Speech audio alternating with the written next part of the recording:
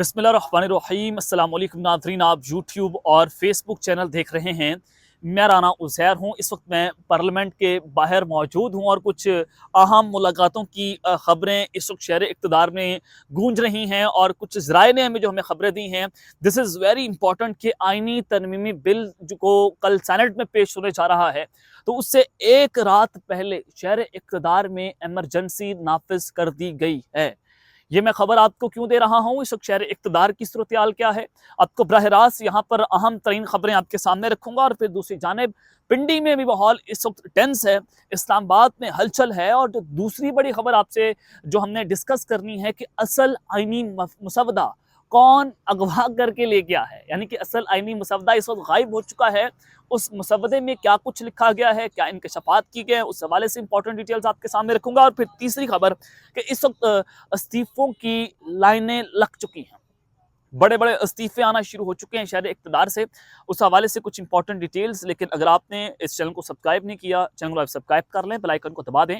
आने वाली तमाम तर अपडेट्स आपकी खिदमत में बर वक्त पेश होती रहें। नाज़रीन, सबसे पहले तो आज पाकिस्तान तहरीक इंसाफ ने सलमान अकरम राजा साहब उनके साथ मौजूद थे और उन्होंने प्रेस कॉन्फ्रेंस की। साहबजादा हमज़ा भी मौजूद थे। सलमान अकरम साहब ने बैरिस्टर गौहर के बयान की तरदीद कर दी है। बैरिस्टर गौहर का सरकारी मेडिकल रिपोर्ट पर इत्मीनान का बयान उनका ज़ाती राय हो सकती है, लेकिन पार्टी इसको तस्लीम नहीं करती। दूसरी इंपॉर्टेंट बात उन्होंने कहा कि दौरान अगवा शाह महमूद कुरैशी की बहू को अगवा किया गया। उनके पास एक साहब आते हैं, उन्होंने कहा कि आइनी तरमीमी बिल जो है वो मुल्क की मुआशी तरक्की के लिए बहुत ज़रूरी है, लेकिन कुरैशी ख़ानदान जो है वो उस वक्त इमरान खान के साथ डट कर खड़ा हुआ है। लेकिन जनाब, आपको जो मैं खबरें देने जा रहा हूँ कि इस वक्त आइनी तरमीमी बिल के हवाले से बहुत सारे सीनेटर्स को, MNS को अगवा किया गया है, उन पर तशद्दुद हो रहा है, उनको मारा जा रहा है, उन पर टॉर्चर किया जा रहा है। तो अब सवाल पूछा गया राना तनवीर साहब से, सर आइनी तरमीम के लिए वोट इकट्ठे करने के लिए पार्लियामेंटेरियंस को अगवा किया जा रहा है, बच्चों को अगवा किया जा रहा है, बच्चों पर तशद्दुद हो रहा है, गवर्नमेंट जो है वो इस सूरत हाल में क्या करेगी?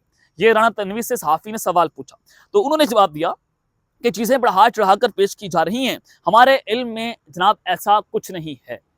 पूरे पाकिस्तान की मीडिया पर खबरें चल रही हैं कि फलां सेनेटर जो है उसके बच्चे को उठाकर उसके बच्चे के जिस्म का मांस उससे प्लास से खींचा जा रहा है और उसकी वालदा को वीडियोस लाइव जूम ऐप से कॉल पर दिखाई जा रही है। ये इस वक्त पाकिस्तान की जनाब सूरत हाल है। अब जो मौलाना फजल रहमान की पार्टी ने मुशावरती अहम इजलास जो है वो तलब कर लिया है। वो मामला क्या है कि आइनी बेंच पर इत्तेफाक होने के बाद मामला मजीद बिगड़ चुका है। अब जाहिर है मौलाना साहब जो हैं वो आइनी बेंच की बात कर रहे थे, तो हुकूमत वालों ने कहा कि देखें हम आपके इस मामले पर बात करने के लिए तैयार हैं, लेकिन उस सब के अंदर आप जो हैं वो फौजी अदालतों के अंदर सिविलियंस का ट्रायल उसको हलाल करार देते हैं। मौलाना साहब जो हैं वो उसके ऊपर भी डट के।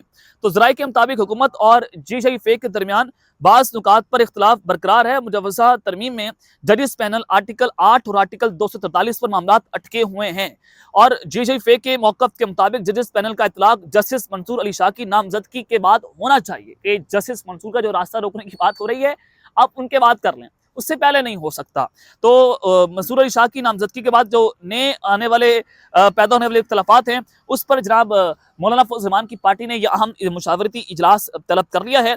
अब आ जाएं जनाब असल खबरों की जानिब। इस वक्त हम पार्लियामेंट के बाहर मौजूद है। मैं आपको शहर इक़्तिदार की सूरत हाल बता देता हूँ कि आइनी तरमीम से एक रात पहले इस वक्त शहर इक़्तिदार में एमरजेंसी लगी हुई है। तो हम डी चौक से होते हुए आए, जैसे डी चौक में एंटर हुआ, वहाँ पर डी चौक को कॉर्डन ऑफ कर दिया गया है। वहाँ पर रेंजर्स, FC और पुलिस की भारी नफरी मौजूद है और रेड जोन इस पूरा कॉर्डन ऑफ है। एक रात पहले कल सेनेट में आइनी तरमीमी बिल जो है उसको पेश कर दिया जाएगा और उसके लिए सेनेटर्स उठाए जा रहे हैं। इस वक्त शहर इक़्तिदार में मुकम्मल तौर पर दफ़ा 144 को नाफिज कर दिया गया है। रावलपिंडी में दफ़ा 144 नाफिज है और सदर से लेकर सेक्रेटेरिएट तक शहर मतलब जो कल पूरे पिंडी इस्लामाबाद में मेट्रो बस सर्विसेज भी मुअत्तल रहेंगी। हर तरह से कल इस्लामाबाद बंद होगा। तो ये इस वक्त हलचल शहर इक़्तिदार में देखी जा रही है। पिंडी के अंदर भी माहौल इस वक्त टेंस है। लेकिन जनाब आपको जो मैं खबरें दे रहा हूँ कि असल आइनी मुसवदा है वो गायब हो चुका है, लेकिन उससे पहले इस वक्त इस्तीफों की लाइनें लगी हुई हैं। استعفے کہاں سے سامنے آ رہے ہیں. اور پھر آپ کو آگے بڑھنے سے پہلے کہ ایران ایوینی جو ہے وہاں پر مٹی ڈال کر اس کو بند کیا جا رہا ہے کہ کسی نہ کسی طریقے سے کل پاکستان تحریک انصاف کا احتجاج ہے اور اس کو بھی سبوٹاج کیا جائے, اس کو بھی روکا جائے. اور جو کل واردات آپ نے سینٹ کے اندر ڈالنی ہے, جو پی ٹی آئی کے سینیٹرز کو اغوا کر کے آپ نے کل سینٹ تک پہنچانا ہے, تو اس ایک رات پہلے آپ نے پورے اسلام آباد کو بند کر دیا ہے اور پھر آپ نے جا کر آئینی ترمیم بل پیش کرنا ہے. تو میں آپ کو جو خبر دینے جا رہا ہوں کہ اس وقت استعفوں کی لائنیں لگی ہوئی ہیں. سینیٹر نسیمہ احسان صاحبہ, ان سے پہلے یہ جناب ان سے سوال پوچھا جاتا ہے صحافی کی جانب سے کہ آپ پر دباؤ ہے, تو انہوں نے جواب دیا کہ آپ کو پتہ ہے کہ دباؤ کہاں سے ہے. اب بی این پی والے یہ کہہ رہے ہیں, بلوچستان نیشنل پارٹی والے جن کا تعلق بلوچستان سے ہے, اور وہ بات کرتے ہیں کہ ہم استعفے دے دیں گے لیکن ان کو ووٹ نہیں دیں گے. نسیمہ احسان صاحبہ نے بھی یہ بات کی, لیکن اب ذرائع بتاتے ہیں کہ ان کے بیٹے کو اغوا کیا گیا تھا. اب ان پر اتنا دباؤ ڈال دیا گیا ہے کہ انہوں نے اعلان کیا کہ وہ کل حکومت کو آئینی ترمیم بل کے اوپر ووٹ ڈال دیں گے.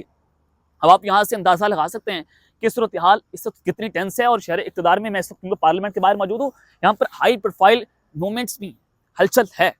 اور پھر آگے عوامی نیشنل پارٹی کے سینیٹر ہیں ارباب عمر قاسی صاحب, انہوں نے کہا کہ میں نے اراکین کو پریشرائز کرتے دیکھا, لاجز کی باہر 15 پولیس والے کھڑے تھے, یہ طریقہ اپنائیں گے کوئی بھی, میں بھی استعفیٰ دے دوں گا, کوئی بھی غیرت رکھنے والا شخص جو ہے وہ استعفیٰ دے دے گا. اب اختر مینگل صاحب پاکستان واپس آنے کا انہوں نے اعلان کر دیا. انہوں نے کہا کہ ہم آئینی ترمیم بل پر ووٹ نہیں دیں گے, اور جو ان کی 2-3 سیٹیں ہیں سینٹ کی ہم اس سے مستعفی ہو جائیں گے.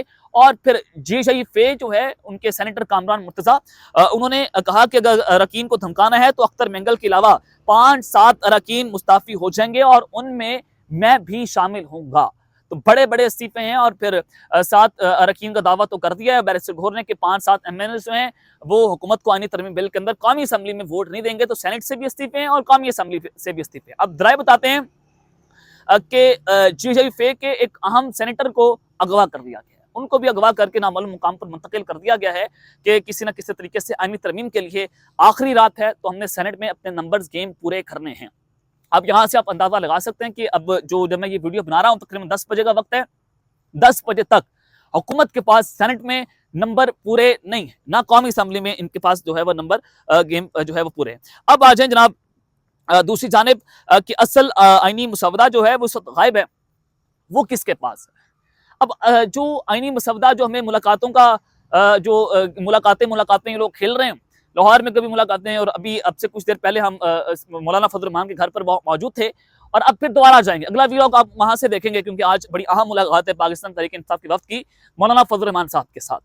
لیکن جو اصل آئینی مسودہ ہے وہ کیا ہے, وہ یہ ہے کہ اس میں فوجی عدالتوں کا قیام, نئی عدالتیں بنائی جائیں گی, فیڈرل کانسٹیٹیوشن کورٹس ہوں گی, ایکسٹینشنز ہوں گی اہم شخصیات کی, اور پھر اور بہت اہم چیزیں ہیں جو کہ عوام سے مخفی رکھی جا رہی ہیں بلکہ حکومت کے پاس وہ موجود نہیں ہیں. تو آج نصرت جاوید صاحب بڑے کریڈیبل جرنلسٹ ہیں, بڑے بزرگ صحافی ہیں, انہوں نے کہا کہ اصل آئینی مسودہ تو حکومت کے پاس نہیں ہے, اصل آئینی مسودہ مبینہ طور پر فروغ نسیم ایم کیو ایم کے جناب ان سے تعلق ہے, عمران خان کے دور میں وزیر قانون تھے, اسٹیبلشمنٹ کے نمائندے ہیں, تو لہٰذا انہوں نے یہ مسودہ تیار کیا, اس کے علاوہ کسی کے پاس یہ مسودہ نہیں ہے, حکومت کے پاس بھی مسودہ نہیں ہے. تو جو مسودے پر اتفاق ہو چکا ہے, مولانا فضل الرحمان صاحب کہتے ہیں ہمارا ہی مسودہ منظور ہوگا, گیم کچھ اور ڈل رہی ہے. لیکن پریشانی ضرور ہے.